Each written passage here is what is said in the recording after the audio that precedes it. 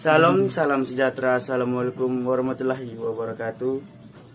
Om Swastiastu, Namo Buddhaya, salam kebajikan. Perkenalkan, nama saya Rinardi Nongyoli, biasa dipanggil Etos.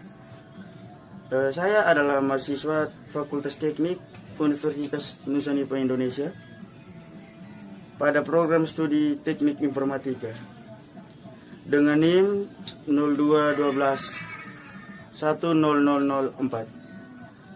Kelas 1A. Video ini dibuat dalam rangka menjawab soal ujian tengah semester yang telah diberikan oleh Bapak Alexander Helo Prianto. Berikut jawaban yang akan saya ulas. Saya akan sedikit menjelaskan pengertian Pancasila menurut Founding Father Indonesia dan dosen pendidikan Pancasila yang sudah memberikan materi secara etimologi dan terminologi. Yang pertama, menurut Founding Father adalah Muhammad Yamin.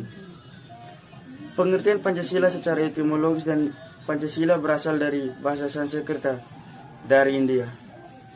Menurut Muhammad Yamin, dalam bahasa Sanskerta, Pancasila memiliki dua macam arti secara leksikal, yaitu panca yang artinya 5, sila yang artinya batu sendi, alas dasar sila artinya peraturan tingkah laku yang baik atau senonoh. Secara terminologis, Pancasila dapat diartikan sebagai 5 prinsip dasar negara. Pasca kemerdekaan Republik Indonesia pada 17 Agustus 1945, keesokan harinya PPKI mengadakan sidang sebagai sarana untuk melengkapi alat-alat kelengkapan negara yang berhasil telah merdeka. Dalam sidang tersebut telah berhasil mengesahkan Undang-Undang Dasar Negara Republik Indonesia yang selanjutnya dikenal dengan nama UUD 1945. Selanjutnya, menurut Bapak Alexander Helo Prianto selaku dosen mata kuliah pendidikan Pancasila. Menurut Bapak Alexander Helo Prianto, pengertian Pancasila secara terminologi adalah dasar-dasar kehidupan manusia bagi setiap individu, kelompok dan golongan di NKRI yang mengharuskan mempercayai adanya Sang Pencipta sesuai dengan keyakinannya, memiliki rasa kemanusiaan, mewujudkan persatuan adanya musyawarah,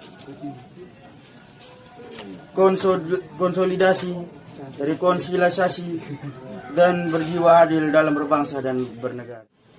Sebagai seorang Pancasialis yang sejati, kita diwajibkan mengamalkan dan menjunjung tinggi nilai-nilai Pancasila. Sebagaimana mestinya, di zaman sekarang kita adalah pelaku atau tokoh yang wajib menjalankan kedaulatan dan aturan negara. Sebagai seorang Pancasialis muda, kita tekun mewujudkan suatu nilai penting Pancasila kepada generasi baru. Kita sebagai Pancasialis muda, kita harus berani berpendapat sesuai nilai Pancasila yang terkandung. Contohnya pada sila kelima, yaitu keadilan sosial bagi seluruh rakyat Indonesia. Di sini kita harus berani mewujudkan pendapat tentang ketidakadilan dalam berbangsa dan bernegara. Contohnya penyuapan yang terjadi di mana-mana dalam bidang pekerjaan. Penyuapan yang terjadi dalam bentuk pekerjaan, di mana penyuapan yang terjadi bukan merupakan keadilan yang ada dalam nilai dasar Pancasila. Selain itu, bentuk pemanfaatan terhadap golongan pemuda atau golongan bawah juga bukan merupakan pedoman Pancasila dalam NKRI. Yang terakhir, di sini saya sedikit menjelaskan pengesahan Pancasila menurut Profesor Dr. Mr. Supomo pada tanggal 31 Mei 1945.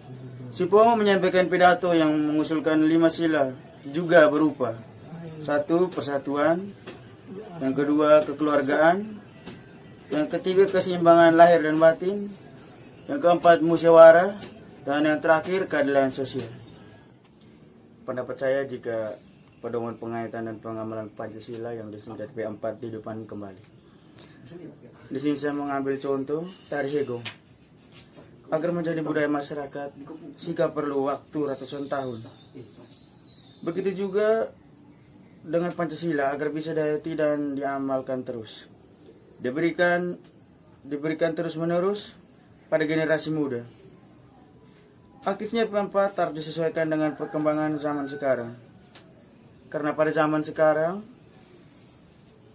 kebanyakan orang tidak lagi mengamalkan Pancasila dalam kehidupan mereka sehari-hari. Dan melanggar nilai-nilai yang terkandung dalam Pancasila. Contohnya di sini Pancasila pada sila keempat yaitu keadilan sosial bagi seluruh rakyat Indonesia. Dan nilai Pancasila mengajarkan kita untuk berbuat adil terhadap satu sama lain. Tapi nyatanya dalam bidang pekerjaan, kebanyakan orang melakukan penyuapan untuk mendapatkan pekerjaan. Hal itu merupakan pelanggaran kehidupan sila keempat. Jadi saya mengharapkan kepada kita semua agar kita mampu mengamalkan nilai-nilai Pancasila dalam kehidupan sehari-hari. Mungkin itu saja pembawaan materi dari saya hari ini. Jika ada kesalahan atau ingin memberikan masukan kepada saya, terima kasih. Sekian, saya Rina Renong Yoli dari Teknik Informatika. Salam Pancasila.